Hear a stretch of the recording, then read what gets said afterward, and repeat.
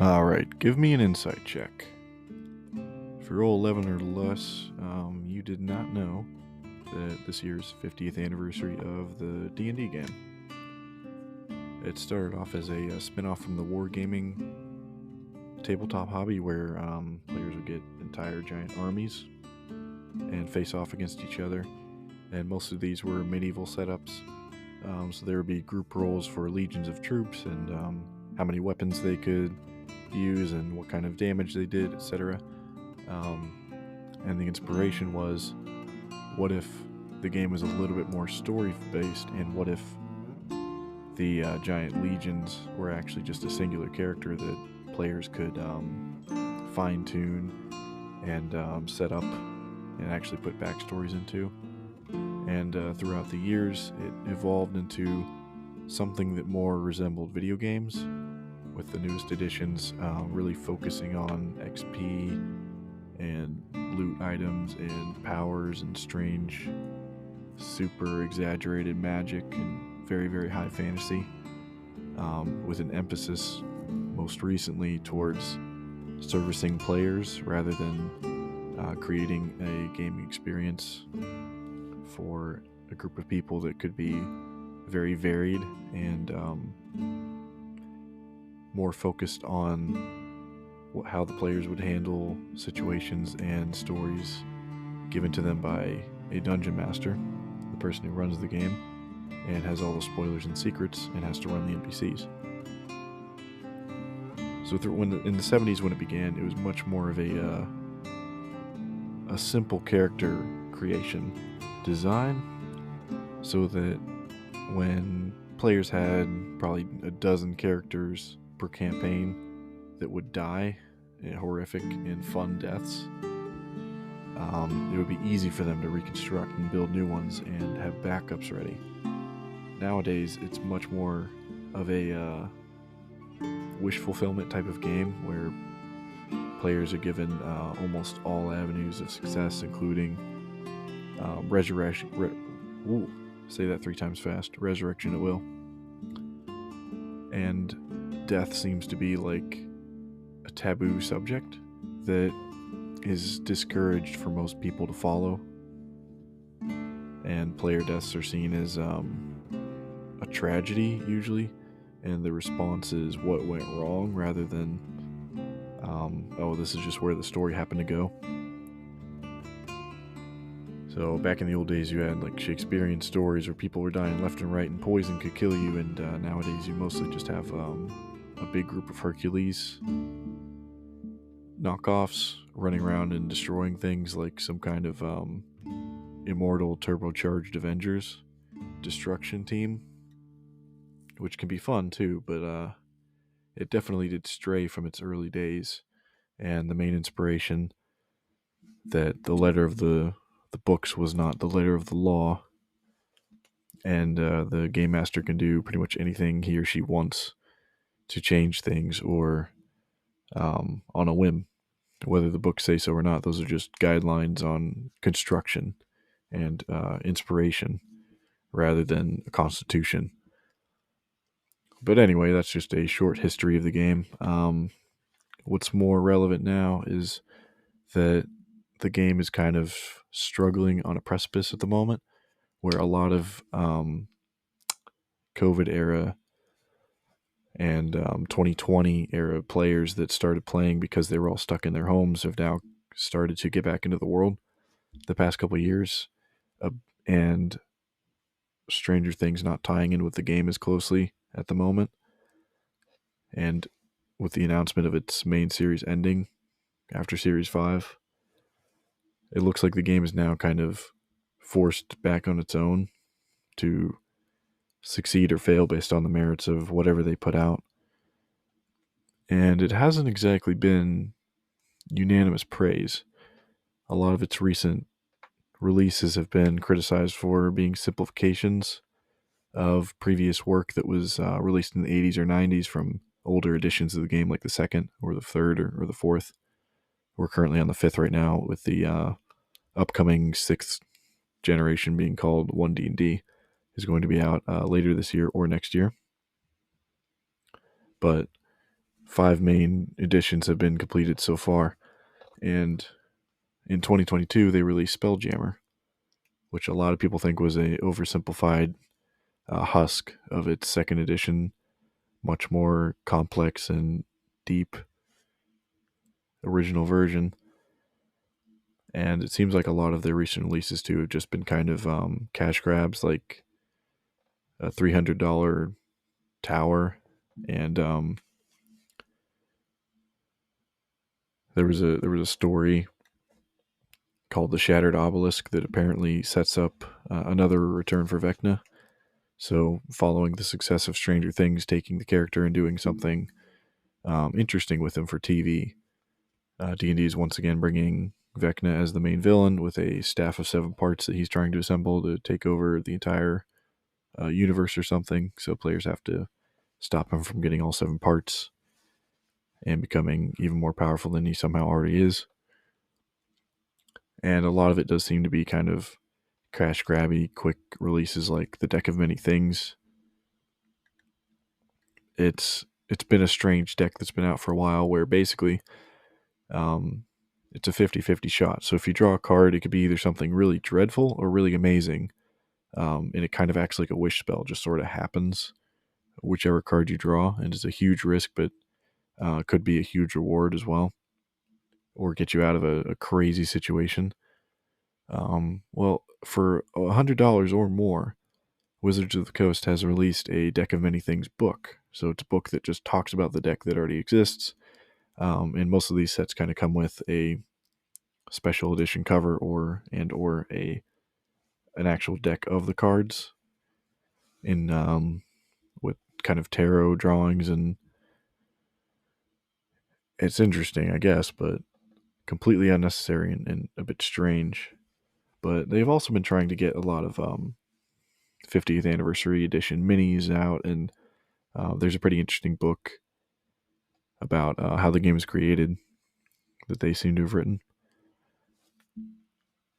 But beyond that, the main issue right now for Wizards of the Coast, the company that owns D&D, is that they've been trying to push virtual gaming for a while now. They're really hoping that people will jump on board so they can begin microtransactions and customization transactions and terrain transactions for people to join in online and run games completely online using their virtual tabletop. So you can roll there, you can build terrain, you can have characters that you model and place into the world, and monsters and everything. It's everything that a table and pencils and papers and minis could be if you didn't want to actually physically touch them and you want it to be more like a computer game.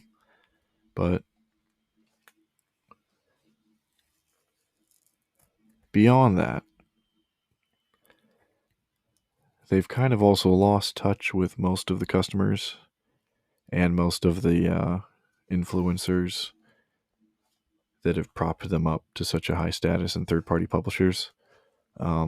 There was a huge scandal last year where they attempted to rewrite the code of the fair use agreement for the rule set, which would prevent third parties from freely using the general compatibility of D&D's core rules in any third-party publishing. So you had publishers that would publish monsters people can plug into 5e. They would be taverns, anything you can think of, adventures, classes, character builds, worlds, lands, cultures, backgrounds, feats, anything.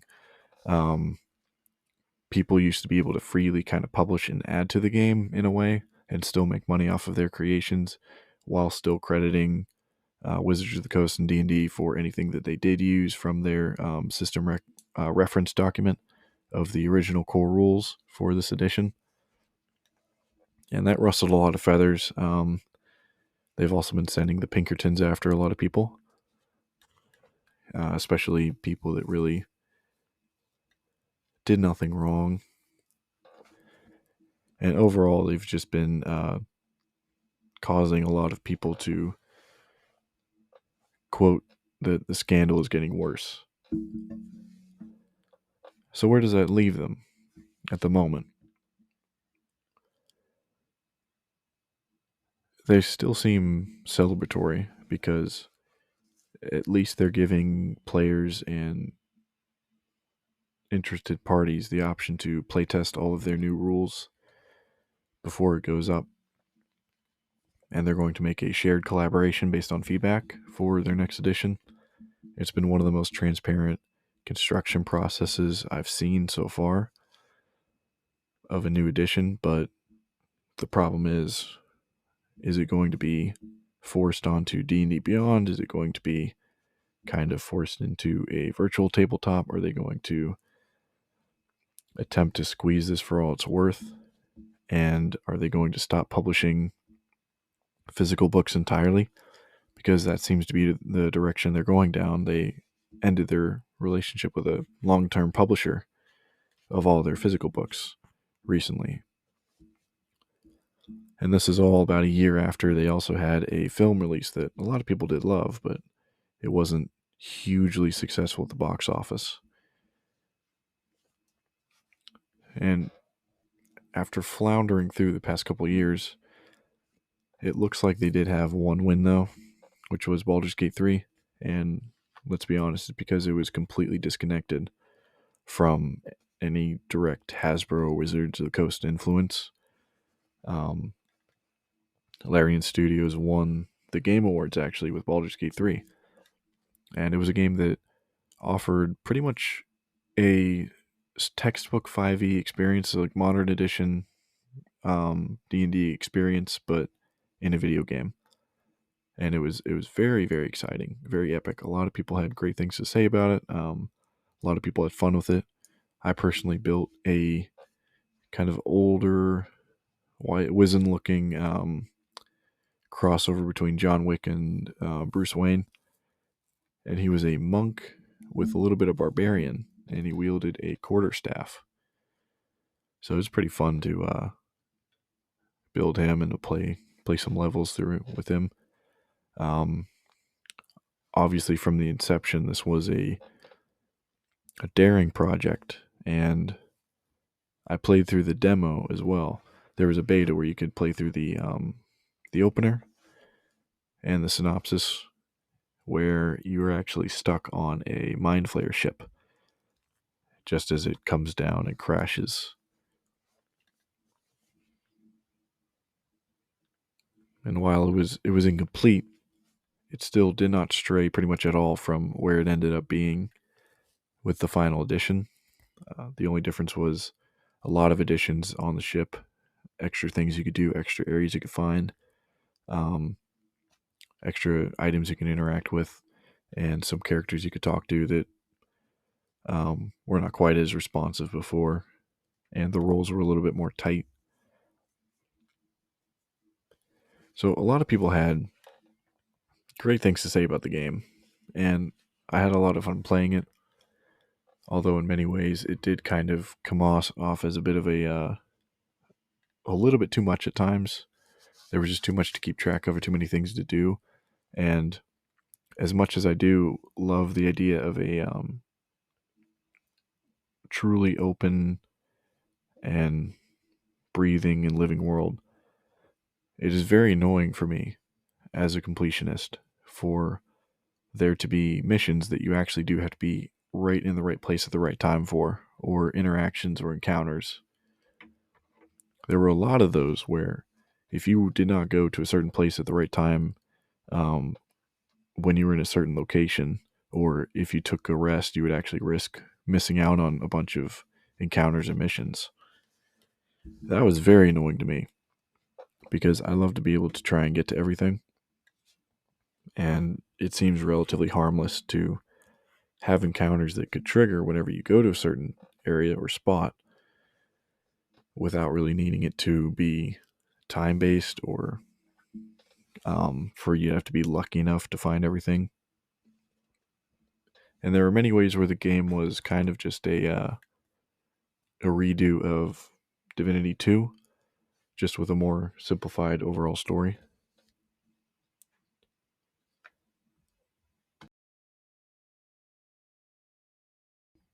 It felt in many ways to hit too many of the same exact narrative beats as previous games that Larian Studios has developed. So Baldur's Gate 3 is the exact same as Divinity 2, where you all wake up and you're in a place and it's an enemy ship and they have attacked a lot of people and dragged a lot of people as prisoners on board.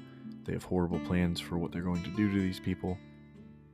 And you have something either around your neck or stuck in your eye that you have to get rid of. So the very first place that the ship crash lands onto is going to be your attempt to spend time trying to figure out how to get those things removed, what's the safest method, and what they mean, what they can do to you if left untreated. And eventually moving on to the second island, and the second land will give you your mid-levels, and then the third land that you go to will be your finale, and you'll get up to your full strength and get to highest levels and attempt to defeat the big bad. So it kind of was almost identical, bared a lot of the same marks, but it just seems like a more conventional fantasy story, a lot more simplified than previous Divinity stories, where they were a little bit niche and a bit less of a broad fantasy and more specific, focused, inventive kind of dark fantasy vibes. It was a little bit more, I don't even know what the word is, kind of a Kubrickian H.P. Lovecraft mix. Those were the vibes I kind of got from it, with some adventure thrown in. But with Baldur's Gate 3, it was a lot more atypical of modern sessions and campaigns where you had the same classes and a lot of the same creatures as D&D 5e, 5th edition, so it was a little bit more accessible, I think, to the modern audience who's going to be playing this. And a ton more people were more interested in playing Baldur's Gate 3 than actual D&D on the D&D Beyond app last year. And it says a lot that you have more gamers who just want to make a character and go through an adventure and roll and have fun, and fewer people who are interested in extra microtransactions and paying full price for digital versions of books. It just doesn't make sense, or often finding that the physical copy is somehow less because they got it discounted or secondhand or something than the digital version on the app. And it's an app that doesn't even allow you to access materials from the game unless you buy each individual book at its inflated digital price through the app. So why spend $30 for a digital version of a book just to open up a few subclasses and feats when you can just get the book for $15 somewhere else physically and open it up, read it, learn the words inside of it, and write them down. You could open all that up for a much lower cost and not have to be forced to do everything online as well. And in light of all this, the game's most popular streaming group, Critical Role, is making their own game, which is kind of a clone / offshoot of D&D, where a lot of things are similar, but a lot of things have also changed. And I'm not going to get into super deep detail on what they're doing with that, but suffice to say, from my early impressions of where their playtest is right now, it looks like they are going more complicated than the game is right now in a lot of ways. And that's fine for them and whatever show they're doing, and I'm sure after playtests it will become more simplified. But as it stands right now, the whole argument about whether it's a D&D killer or not can just wait, because let's be real, there's not enough evidence, so we can't even form full opinions on that yet.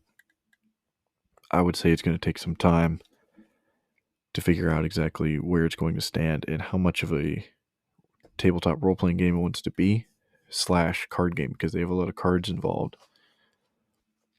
So if they want to kind of lean into that more and make packs of cards instead of editions of the game or expansions to the game, could be vastly cheapen both in production cost and for players if instead of additions of the game and expansions to the game, you just unleash decks of cards that can be added to the game. That might be a huge leg up for them in the long run, especially if they want to sell players and sell people on merchandise and minis and stuff. It would be a lot easier to justify extra sales of that kind of thing if your base game is so cheap and if you can expand and keep up with it for a low cost.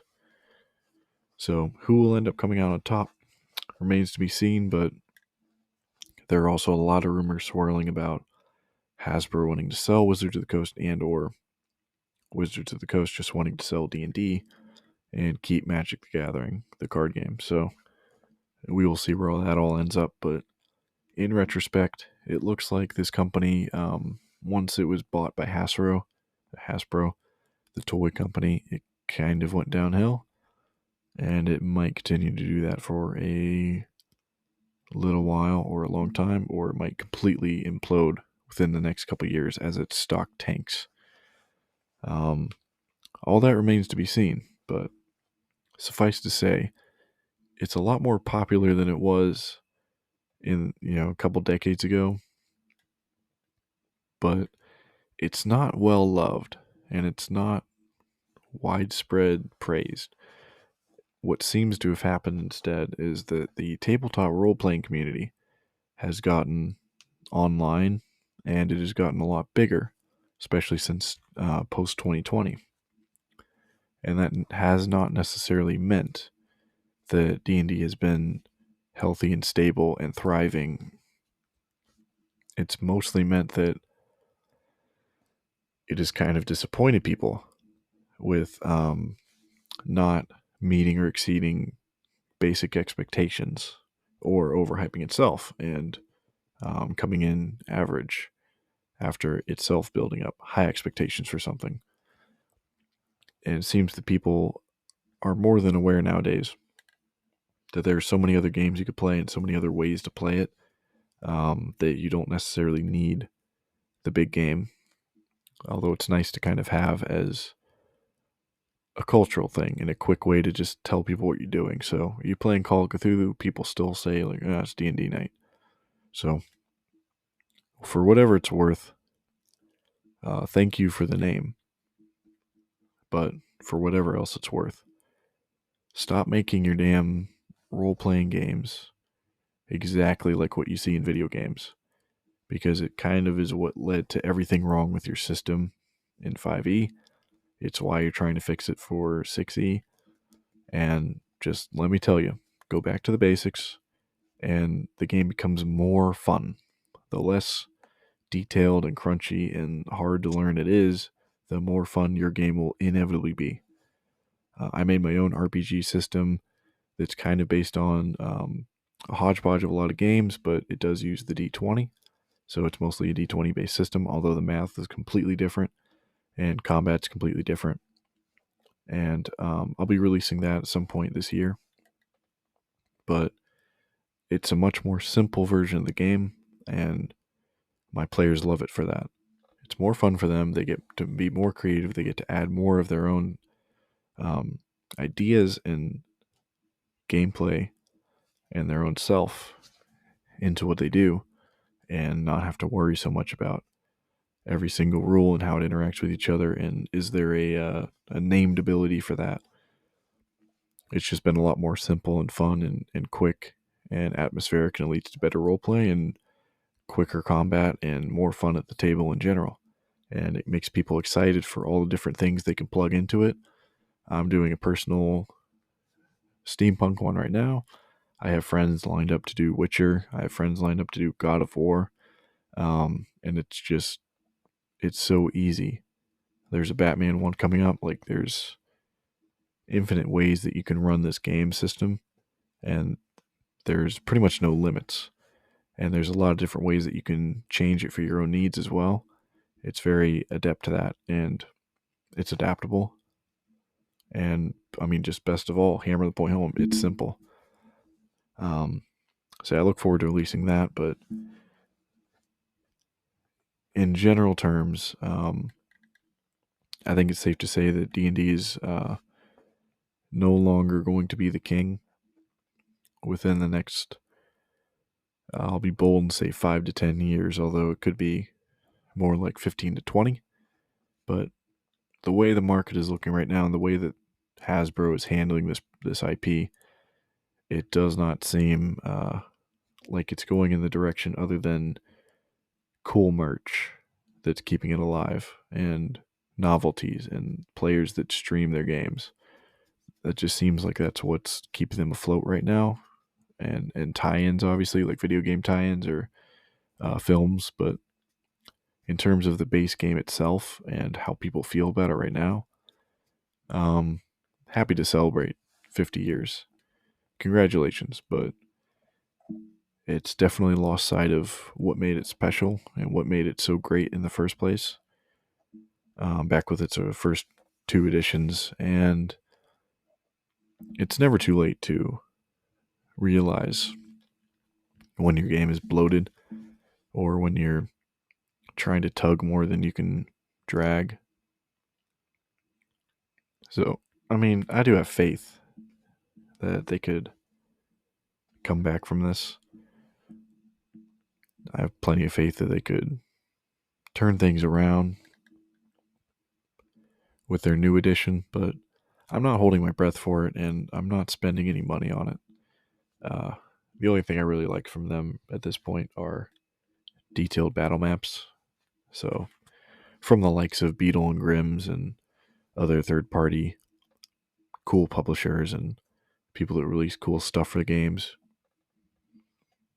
But I'm more interested in seeing what creative RPGs come out of the third-party publishers that used to be able to do 5e stuff and now are making their own games to avoid being copyrighted or sued for making cool expansions to roleplay gaming.